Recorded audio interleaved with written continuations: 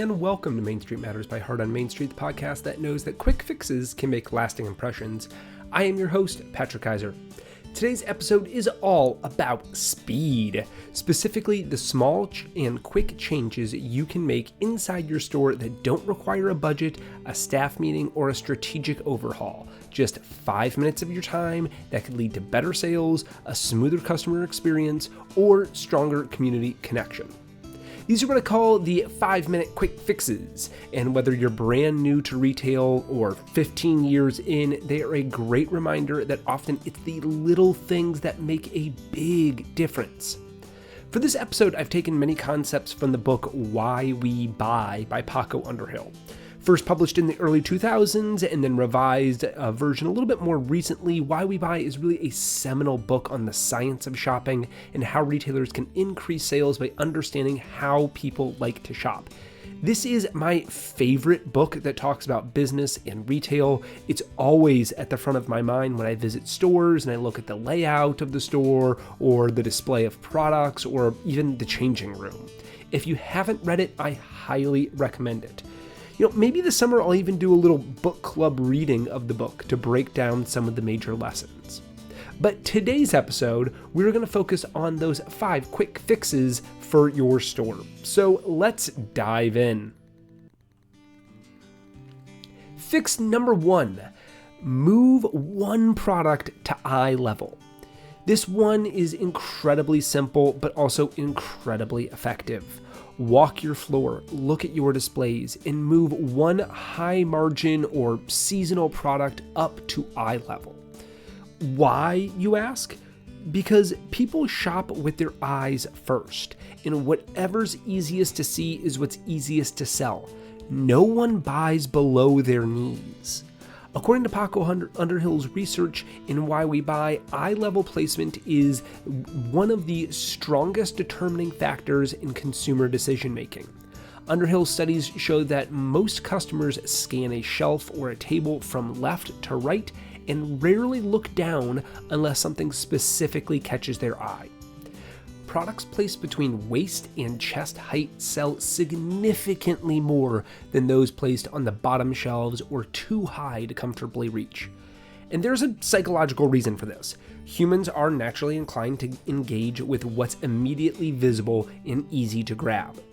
If you've got a best-selling product, a new seasonal item, or something with a higher profit margin, and it's hidden down low or stuck in the corner, you're missing a huge opportunity. So the fix? Take 5 minutes to walk your floor with fresh eyes. Pretend you're a first-time customer. What's the first thing that you see? What's easy to touch, grab, or examine? Then move one product accordingly. This isn't about rearranging your whole store, just one intentional change at a time. With this, take into account your target audience as well. Eye level can vary.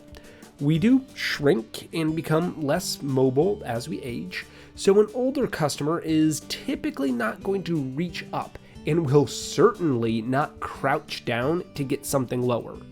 A teen, however, may be more likely to bend their knees to grab something that they really want. Also, think about children's products with this too. These need to still be at eye level, but eye level to the consumer, the child. If children are able to touch and interact with something, the chances of it ending up at your register are significantly higher. Have these lower in the display for little hands to be able to reach. You absolutely do not want Tommy or Sally climbing up shelves to get a better look at a product. Nothing will turn mom or grandma away faster than a store that they deem dangerous to their little ones. A bonus tip from Underhill: if you have a product that makes a great impulse buy or is frequently purchased as a gift, place it close to the register at eye level. That moment before checkout is gold. A small visual nudge at the right time can lead to huge returns. Over time, doing a weekly or even monthly eye-level refresh can keep your store visually dynamic, encourage return visits, and drive those little boosts in revenue that add up fast. Fix number 2, update your front door greeting or even a chalkboard sign. The first impressions matter. and your front door or sandwich board is your first handshake. Take 5 minutes to update it with something fun, seasonal, and engaging. Why does this matter so much? In Why We Buy, Paco Underhill talks about the transition zone, the space customers cross from the outside world and into your store. It's where they recalibrate their senses, they prepare to shop, and they start forming an impression of your space. As a brief point here, nothing is sold in this space. People are too busy walking into the store to even realize that you have products within the first 5 feet of the store. If your door looks dull and neglected, customers start with a subconscious assumption that the shopping experience might feel the same inside. One way to combat this is to start the store experience outside. A clever, welcoming message or visual cue makes people feel invited and begins their experience with the store before they even enter. It sparks curiosity. It says, "We see you, and we're glad you're here." It slows them down so that transition becomes more abbreviated. Examples like, "Yes, we're air-conditioned, and we love dog visitors." Or, "Treat yourself Tuesday, ask us about our favorite pick." Or, "Today's staff favorite, the candle that smells like a vacation." Or even, "Go ahead and buy the shoes, you deserve it." Even better, these messages give you a moment to express your store's personality, humor, warmth, even a pun. These little touches humanize your brand and make passerbys more likely to step inside. Underhill also emphasizes that stores with changing visual cues attract repeat business more consistently. Customers feel like there's something new to see, even if it's just your clever chalkboard. So switch it up, add a drawing, pose a question, mention a promo, or just write something that'll make someone smile. Darn Knit Anyway, a yarn and craft store in Stillwater, Minnesota, has become famous for its chalkboard signs. Simple messages like, "If you expect me to put my best foot forward, you better put yarn in my path," or "People who craft are happier, better looking, and smarter than people who don't," according to a study that I just made up. Or, "Today is the first day of your next new project." They're silly, they're eye-catching, they get people to think about their products, and they're a hit on social media. I drove 5.5 hours to Stillwater specifically to see the store and the sign that they had out front that day. Now, I'm a little loony, but the point remains. People love this stuff, and they will come to your store and return to your store because you are engaging with them. In 5 minutes, you can turn your storefront into a conversation starter, and when people feel welcome, they're more likely to become customers. Fix number 3, send out thank you messages. This may seem really small, but the impact is lasting. In 5 minutes, you can deepen a relationship, build loyalty, and leave a customer with a lasting memory of your store. Choose one recent customer, maybe someone who came in for the first time, or made a big purchase, or chatted for a while about the gift that they were buying and who they were buying it for. Then write them a thank you note. It could be an email, but a handwritten postcard or a note, oof, that's next level. In Why We Buy, Paco Underhill repeatedly emphasizes the emotional side of shopping. Shoppers don't just want things, they want to feel seen and appreciated. Personal attention creates lasting impressions. In a world of automated responses and impersonal checkout experiences, a simple thank you note stands out.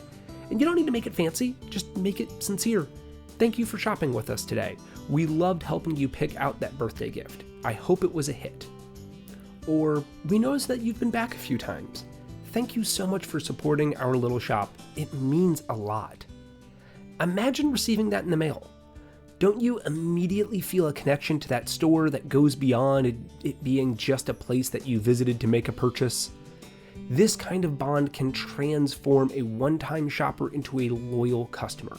People prefer to shop where they feel recognized, where they matter. If you do this once a week, even just one message, you'll start to build a loyal core of people who feel personally invested in your store, and they'll tell their friends. Fix number 4, Audit one product listing online. I know not every retailer has a fully shoppable website, and there's kind of two camps when it comes to independent retailers and online stores.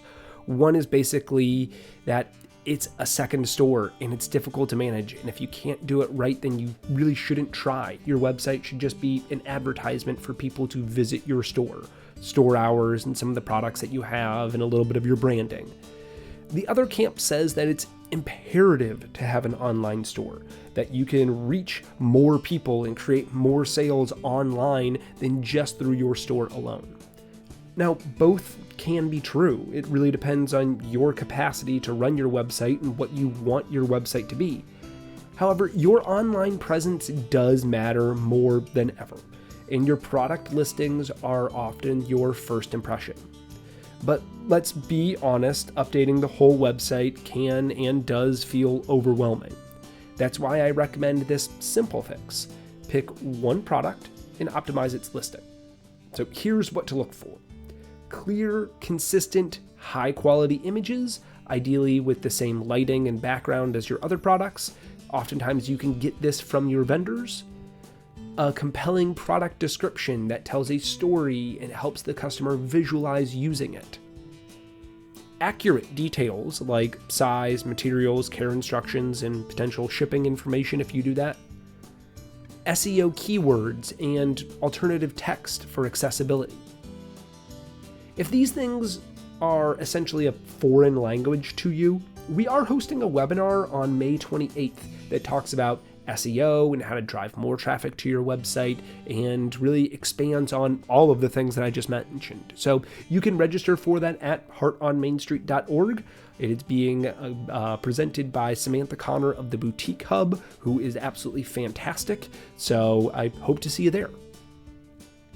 Underhill notes that shoppers are more confident when they feel informed, and that confidence leads to purchases. So if your listing is vague, you risk losing the sale to a competitor who has invested just a little bit more time and clarity. Think about it as having a digital salesperson. Is it friendly, detailed, and persuasive, or is it kind of confusing and uninviting? Once you've improved one listing, you'll feel more confident tackling the others. But even that one listing can make a big difference in both conversation and trust from your customers. So 5 minutes. Update a product description to be exactly what you'd want that digital salesperson to describe it as. And then finally, fix number 5. Ask your staff one question. Here's one of the most overlooked ways to boost morale and customer service and innovation in 5 minutes or less. Ask your staff for one idea. Try this out. What's one thing that we could do better for our customers today? Or is there anything that's been bugging you about how the store runs? In Why We Buy, Underhill talks about how employees' behavior shapes the entire shopping experience. Your team is on the front lines. They see what customers are asking for. They hear the complaints. They notice what's working and what's not. But unless you invite their input, you may never know what they see. Asking this kind of question shows trust. It says, you matter here. Your perspective is valuable. I want to hear it. Even if you don't act on every idea, the simple act of asking builds a culture of ownership. It helps staff feel invested in the store's success, and when people care, they perform better. They don't just see it as a job, they see it as their job, and they'll take more pride in it if they feel more ownership in it. So go ahead and ask them, and then listen. It might lead to a brilliant fix, or it might just help build a stronger team. Either way, it's 5 minutes well spent.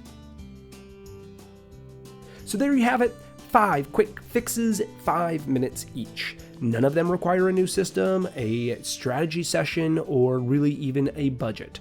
But every one of them moves you one step closer to stronger sales, deeper relationships, and a store that works for you, not just because of you. If you try any of these or have your own 5-minute quick fixes, let me know. I'd love to hear about it and share your wins with our audience.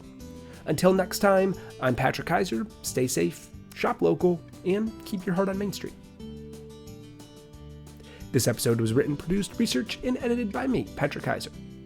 To learn more about Heart on Main Street, you can visit www.heartonmainstreet.org or follow us on social media at Heart on Main Street.